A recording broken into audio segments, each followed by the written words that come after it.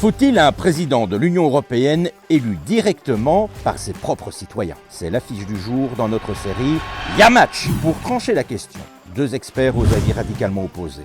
D'un côté, François Roux, conseiller spécial à l'Institut royal des relations internationales. À ses yeux, l'Europe a bien d'autres défis à relever que de s'empêtrer dans ce nouveau challenge. Face à lui, Alain Denez, entrepreneur bruxellois et président de Stand Up for Europe, un mouvement pro-européen. Pour lui, aucun doute, l'Europe a urgemment besoin de se doter d'un visage choisi par ses propres citoyens.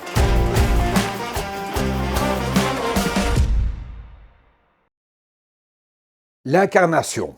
On reproche à l'Europe d'être distante, de ne pas avoir de visage, d'être un ensemble gris, un peu à l'image de ses bâtiments, et d'être finalement un ensemble d'institutions très distantes des gens. Élire un président ou une présidente de l'Europe, c'est évidemment donner un visage, ce qui va interpeller les citoyens européens bien plus que ne peut le faire des déclarations ou des communiqués de presse.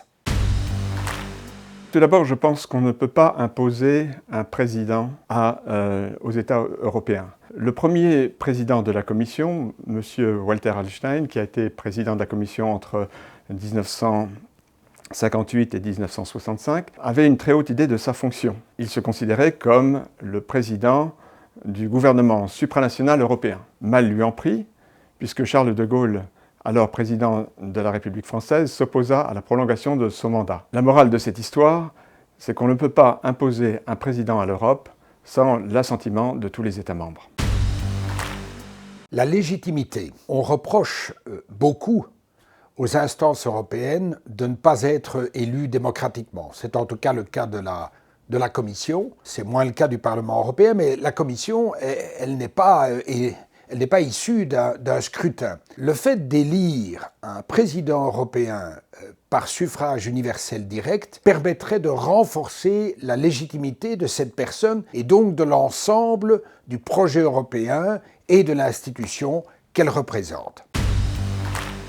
Une autre raison qui rend extrêmement compliquée l'élection directe d'un président européen par les Européens, c'est un problème de légitimité. L'engouement pour l'Europe reste faible, comme le montre le taux de participation assez restreint lors des élections européennes. Quelle serait la légitimité d'une personne qui serait élue par des gens qui ne la connaissent pas? En réalité, une élection directe du président de l'Europe reviendrait à avantager une personnalité d'un grand État membre et de pouvoir depuis longtemps. Et Mme Merkel, par exemple, n'aurait pas, à mon avis, reçu l'assentiment de tous les États membres. Le débat public. Le simple fait de voir des candidats se présenter à une élection du président de l'Europe au suffrage universel direct créerait inévitablement un débat politique intense partout en Europe. Or, ce débat fait cruellement défaut aujourd'hui au niveau européen, où trop de questions très très importantes ne sont simplement pas débattues, pas parce que les citoyens ne le veulent pas, mais simplement parce qu'il n'y a personne pour débattre, en tout cas entre personnes d'un avis opposé. Le fait d'avoir cette élection amènerait inévitablement ce débat et l'Europe a tout à y gagner.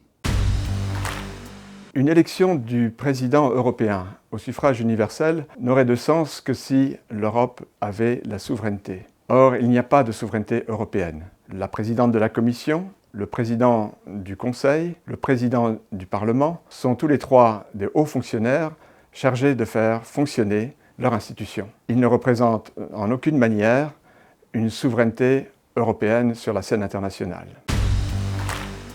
Un programme politique clairement énoncé. Dans le cadre d'une compétition électorale, chaque candidat va évidemment vouloir se définir par rapport aux autres. Il va présenter un programme qui lui est propre. Le simple fait d'avoir des candidats qui annonceront la couleur, qui diront ce qu'ils veulent faire dans le domaine européen, est évidemment une avancée formidable dans le débat démocratique, car aujourd'hui, l'Europe est trop souvent menée par des gens, certes, de qualité et bien intentionnés, mais qui n'annoncent pas la couleur puisqu'ils n'ont en fait jamais à se justifier vis-à-vis d'un électeur qui doit ou non leur donner sa voix. Il y aurait donc un avantage clair à ce que le débat soit tenu sur base de programmes électoraux clairement présentés par les différents candidats.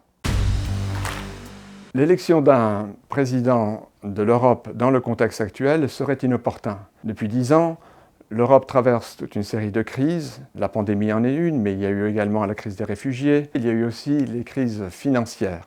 Ces crises ont fait comprendre aux Européens l'utilité de l'Europe, mais ils ont également avivé l'euroscepticisme et le nationalisme. Et dans ces conditions, imposer l'élection directe d'un président européen serait considéré par certains comme une provocation.